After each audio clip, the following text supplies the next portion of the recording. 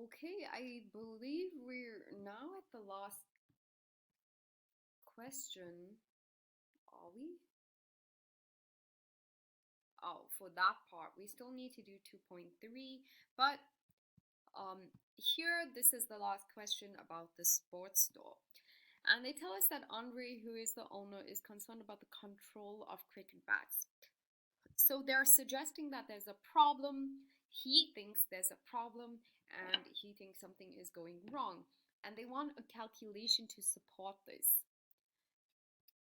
Now, when they ask these types of questions, they're trying to ask you to compare your physical closing stock to what is in your books to see if there is a difference, right?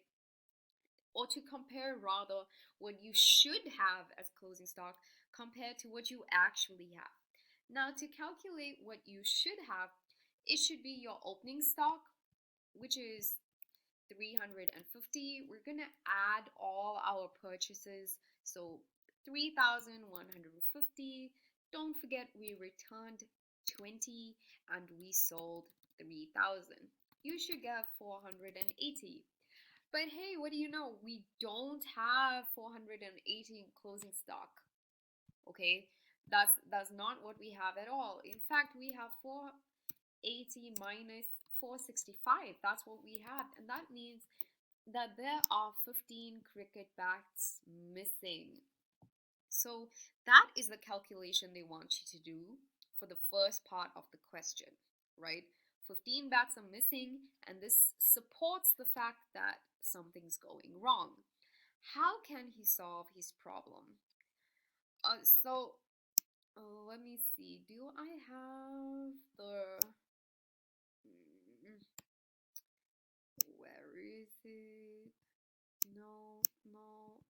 I don't want you to see all the files on my laptop. Ooh. Okay, never mind. I was going to try and find a memo, but that's going to be hard work. But basically, how can he solve this problem? So he can count stock more regularly, and these are the answers in the memo. And even if you don't learn this, you should be able to think about it carefully and come up with one of these answers in the exam.